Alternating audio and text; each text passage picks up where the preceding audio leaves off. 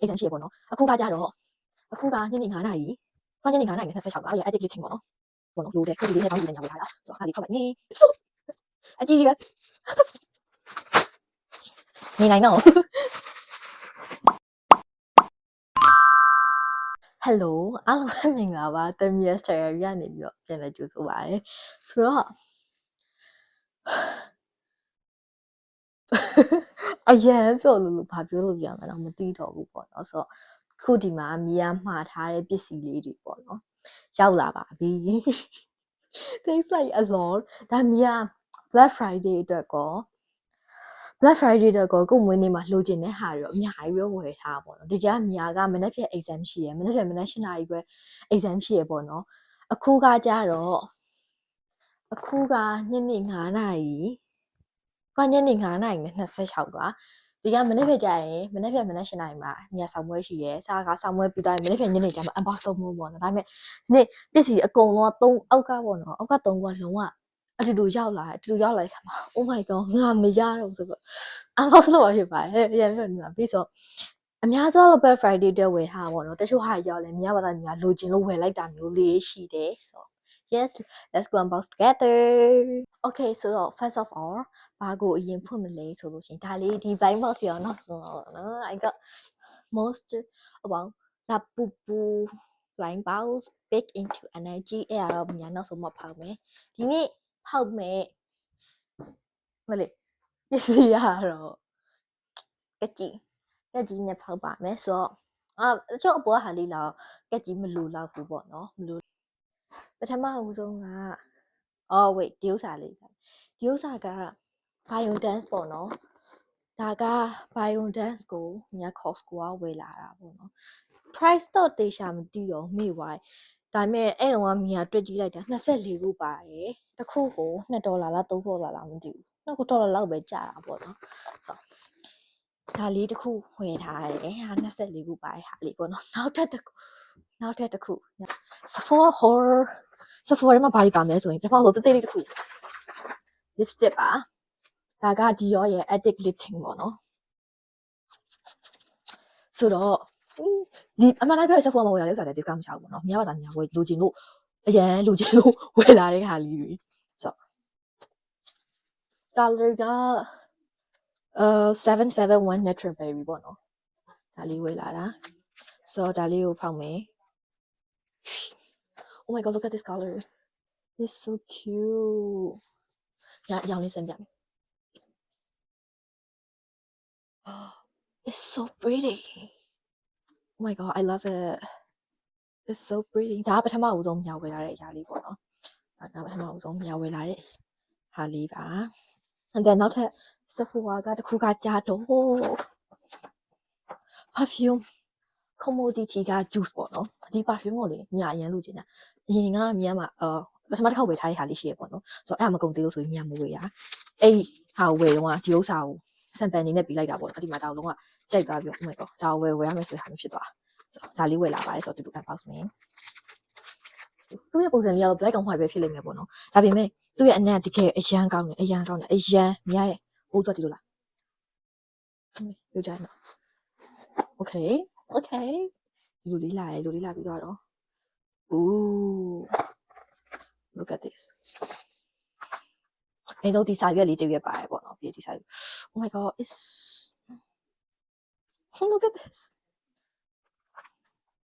ဒါလေးပေါ့နော် black and white လေးပဲဒါပေမဲ့သူကအနံ့က trust me guys အရန်မှုရ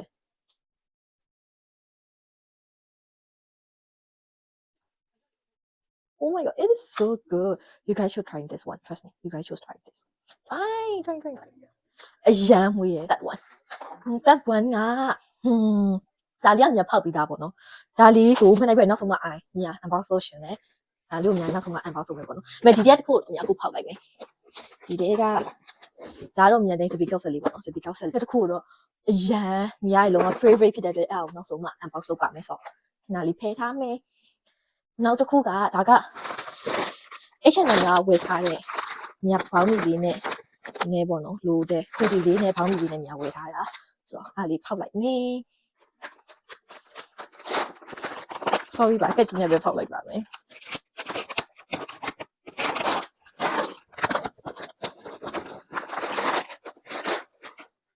ဆိုဒီထဲမှာကတော့မြာဒီချင်းပေါင်းပြီပေါ့နော်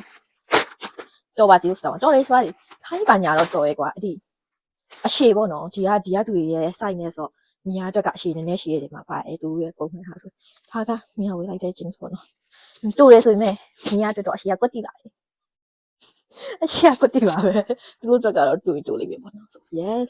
ဟာကမြာဝေးထားအိတ်ဖောင်းပြီ and then ဒါက hoodie ပေါ့နော် hoodie leg side hoodie ဒါက hoodie မြာပွားလေးလို့ရှင်တာနဲ့ leg size လေးမှာလိုက်တယ်ပုံမှန်ဆိုရင်မြာ medium တို့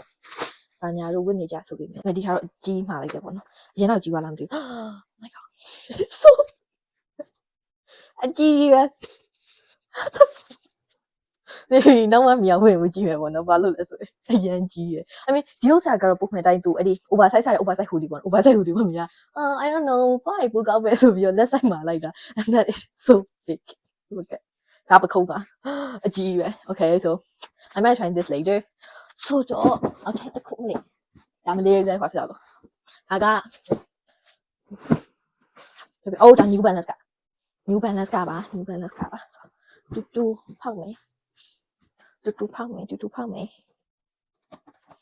တော့မြအပြင်မှာသွားပြီးဝစ်ကြည့်ပြီးသွားပြီပြင်မှာ site တော်ရဲဆိုမှပဲဘယ်ရဝင်တော့ဒီမှာ voucher လေးလည်းပါတယ်ပြီးတော့ဖက်နက်လေးပေါ့နော် let's open this together โอ้ก็အစင်းရောင်လေးမြတ်ဆောက်လို့တော့စားရမှာဒါပေမဲ့အရောင်အပြင်မှာကြည့်လိုက်တဲ့အခါမှာ I was so disappointed ဆိုတော့ဒီအစင်းရောင်လေးပဲဝယ်ဖို့ဆုံးဖြတ်လိုက်ပါတယ်ဒီမှာပေါ့နော်အဲ့ဒီခက်ပြအောင်ဒီတိုင်းဆို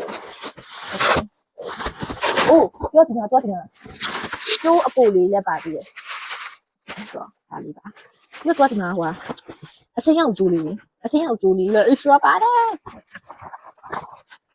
ရှင်းအစင်းရောင်ကျိုးလေးလည်း extra ပါတယ် look at this guy my baby is so pretty oh my god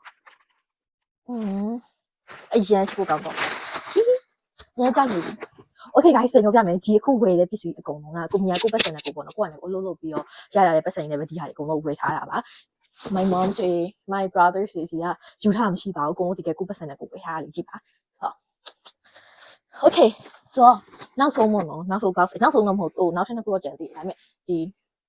MK ကနေပြောမြာဝယ်ထားတဲ့အိတ်လေးပေါ့နော်ဒီကတော့ဒီအိတ်ကမြာတယောက်တည်းတော့ဝယ်ထားမှာမဟုတ်ကျွန်မအိတ်သုံးလုံးပါတယ်ပေါ့နော်အိတ်သုံးလုံးမှာနှလုံးကမြာအမေတမြာဝယ်ပေးထားတာနောက်ထပ်အိတ်တစ်လုံးကတော့မြာအတွက်ပေါ့နော်မြာအတွက်ဒါရင် discount Black Friday လေး discount ချတော့ကြည့်လိုက်ရင်လည်းတခါတည်းဈေးကလည်းတော်တော်လေးတက်နေရယ်ပြော my mom ကလည်းအိတ်လေးလိုတယ်နဲ့ပြောနေတော့ဝယ်ပေးလိုက်ဖြစ်တာပါပဲရပြီပေါ့နော်ဒီမှာအိတ်တော့အိတ်ပါဆိုတော့ပထမဦးဆုံးအိတ်လေးကိုထုတ်မယ်ပထမဦးဆုံးအိတ်လေးကမရရဲ့အမေအတွက်ပေါ့နော်မရအမေအတွက်ထုတ်ဘက်လေးပါမရအမေဥစ္စာလေးဆိုတော့လည်းလည်းပြလိုက်တော့ပဲပေါ့နော်သူကအဖြူရောင်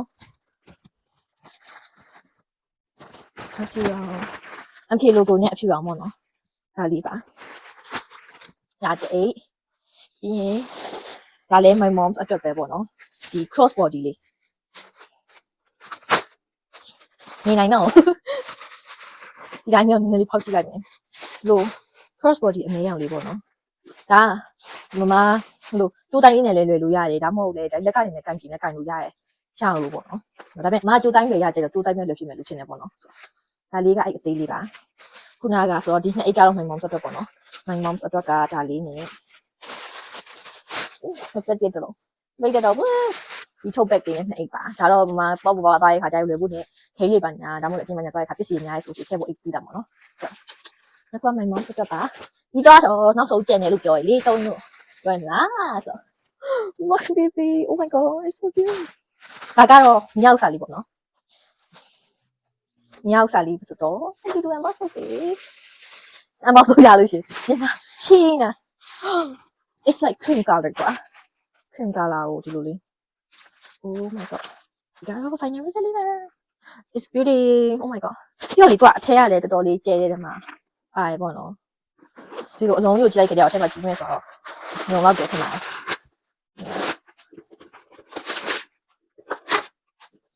သူအထက်မှာဒီလိုအကန့်လေးတကန်ပါတယ်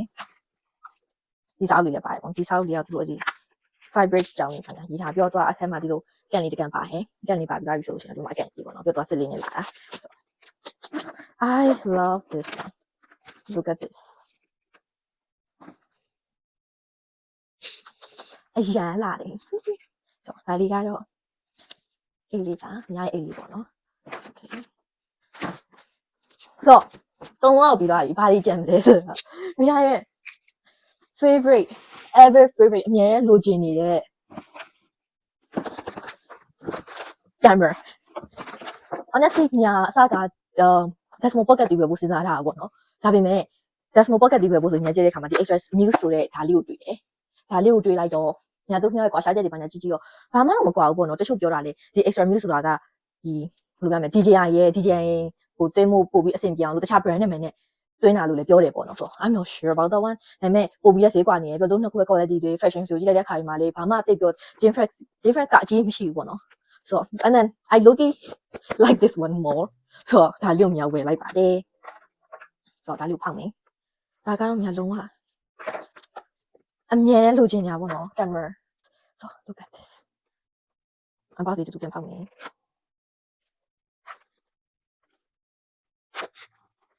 စောက်လို့တော့ပြင်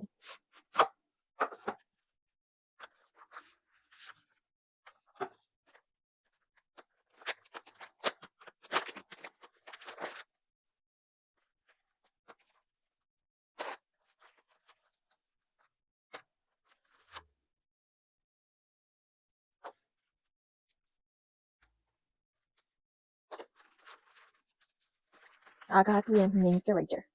extra news လေးပါ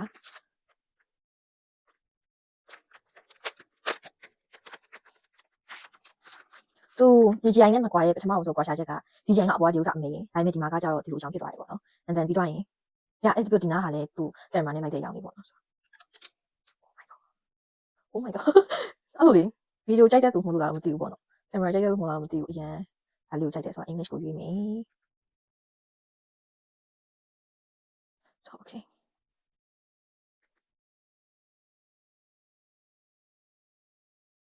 ပြီးတော့ဒါလေးကဒီလိုလဲလှည့်လို့ရတယ်လှည့်မယ်ဒီကြိုက်နဲ့ဘာမှမကွာဘူးအဲ့ဒါမကြည့်ကြည့်ပြန်မယ်သူကလူသွားတဲ့နောက်ကိုလည်းပို့ပြီးတော့လိုက်တယ်ပေါ့လိုက်တဲ့တဲမှာပါတယ်တွေ့ဘယ်လဲမဲ့ဆုံးဖက်သွားမယ်ဒီဘက်လဲမဲ့ဆုံးဖက်သွားမယ်ပေါ့အဲ့ဒါလေးကမြန်နောက်ပိုင်းမှာ camera လုံရင်းနဲ့ပို့ပြီးတော့ရှင်းပြပေးမယ်ပေါ့နော်ပို့ပြီးရှင်းပြမယ်ဆိုတော့ဗီဒီယိုရိုက်ရင်းနဲ့မှပဲတဖြည်းဖြည်းနဲ့လို့တိလာလိမ့်မယ်လို့ထင်တယ်ဆိုတော့မြန် SD ကလေးထည့်အောင်မယ်ပေါ့နော်ပြီးတော့မှမြန်ဒီရမြင်ရဟောဘယ်လိုမျိုးဖြစ်လဲဆိုတော့ပြမယ်ပေါ့နော်ခါးထည့်ပေးထားပါမယ်မြန်လေတော်လေးကိုကြိုက်တယ်မဆိုသူက quality ကတော်လေးကောင်းနေတယ်မှာပါတယ်ကြည်ပြီးတော့ကွာSee? Okay, so I love this one. So okay, I promise you guys. ညာနောက်ပိုင်းကိုတော့ဒီဒီချက်ကကောင်းမှုလေးကြိုက်ပါမယ်။ပြန်မလဲရပြီဆိုတော့ trust me guys. ညာပြန်မတိချာလေးကြိုက်မယ်ပေါ့နော်။ညာဒါရောက်အခုခဏပြန်ပြထားလိုက်မယ်။အေးရပြီဆိုတော့ညာပို့ပြီးတော့ရှုပ်ကြည့်လို့ရပြီပေါ့နော်။ပို့ပြီးတော့ရက်ပေးမယ်။တော့ဒီလည်းရိုက်မယ်။တက်ဖို့တမောင်လည်းကြိုက်လို့မရဘူးပေါ့နော်။တော့ဒီလည်းရိုက်မယ်။ဗီဒီယိုလည်းအများကြီးတင်ပါမယ်။ဆိုတော့ last one. La poo poo. ဟုတ်ပါမယ်ဆိုတော့ဒါက big into energy ပေါ့နော် big into energy ကမှမြတ်ဖာလိုချင်လဲဆိုရှင် honestly I do a college အကုန်လုံးကိုကြိုက်တယ်ပို့ပြီးတော့လိုချင်တာကဒီညာကပန်းရောင်ကြိုက်တဲ့သူပေါ့နော်အဲ့ဒါတော့ညာဆိုရှင်ဒီလိုချင်တော့ဒီဥစ္စာလေး love ပြီးရင်ဒီ loyalty လဲလိုချင်တယ်ရချင်တယ် black လဲ is pretty popper ဒီတွေက color ရှိအကုန်လုံးကြိုက်တယ်ပေါ့နော်ဆိုတော့ဒါပဲပါ okay so ဟောဆိုတော့လောက်ပါမယ်ကပြည့်တော့မနေ့ပြန်တော့ပို့ပြီး energy ရှိလာတယ်မြားလာဘူးရမ်းမကြိုက်တဲ့သူပေါ့နော်လာဘူးရမ်းဟောဒါပေမဲ့မြားလေးတော့ချစ်ကြုံမိပါတယ်ပေါ့ဆိုတော့ခုလာဘူးဆက်နေစကောပန်လာပဲဘူးပေါ့ဒါပေမဲ့လာဘူးအနေနဲ့မြားတော့ fashion ဆောင်ကျွဲစားစကောပန်လာဘူးဒါပေမဲ့လာဘူးလေးရှုံမြားစကောပန်လာခိတာလာဘူးလေးဝယ်လိုက်ပါအေးဒါရများနေတော့ sorry ပေါ့နော် so okay let's just unbox okay ကတ်proper လေးမယ်ပေါ့နော်မြားကတ်ကိုမကြည့်ပါဘူး wait I looking can see that oh my god wait I don't know ဘာရောက်ရှိမှချင်လဲI can see it, guys. Guys, I can see it.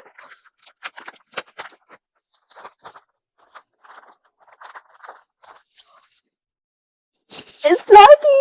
Lucky. မြာဒူရအနေနဲ့လိုချင်ဆုံးရှုပ်လေးပေါ့နော်။မြာပထမဆုံး left ကတော့အရှမ်းလိုချင်တယ်ဗျာ။သူကလုံးဝ pink ပဲပေါ့နော်။ pink လိုပဲဒါပေမဲ့ဒါလေးလေးရကြိုက်တယ်။အရန်ပြောရပြီဒါလေးနဲ့ခုနကမြာဒီဝေးပါလား။ It's pretty. အရန်ပြောပါတယ် Okay guys မြား vlog လေးကိုမြားယူချောချောပို့တော့ vlog လေးကိုခုလိုနောက်ဆုံးကြည့်ကြည့်ပေးရတဲ့အားလုံးကျေးဇူးတင်ပါတယ်အခုမြားဒီ camera လေးလည်းရပြီဆိုတော့မြားနောက်ပိုင်းမှာ vlog တွေပို့ပြီးရိုက်ဖြစ်လာရမယ်ပေါ့နော်ဆိုတော့ပုံရိုက်ညာလို့ကြိုးစားပါမယ်ပြီးမြား spray အခု quarter လေးပိတ်ပြီးဆိုမြားပို့ပြီးတော့ရိုက်ဖြစ်အောင်လို့ကြိုးစားမယ်ပေါ့နော်ဆိုတော့မြားကိုရိုက်စေချင်တဲ့ vlog လေးတွေရိုက်စေချင်တဲ့ video လေးရှိလို့ရှိရင်လည်းမြားရဲ့ comment အောက်မှာပဲဖြစ်ဖြစ် message အောက်ပဲဖြစ်ဖြစ်တိုက်တဲ့မြားကိုတိုက်တယ်လို့မလာပြီးတော့ပြောနိုင်ပဲပေါ့နော်ဆိုတော့ Okay guys နောက်တဲ့ video မှာပြန်တွေ့ပါမယ် bye bye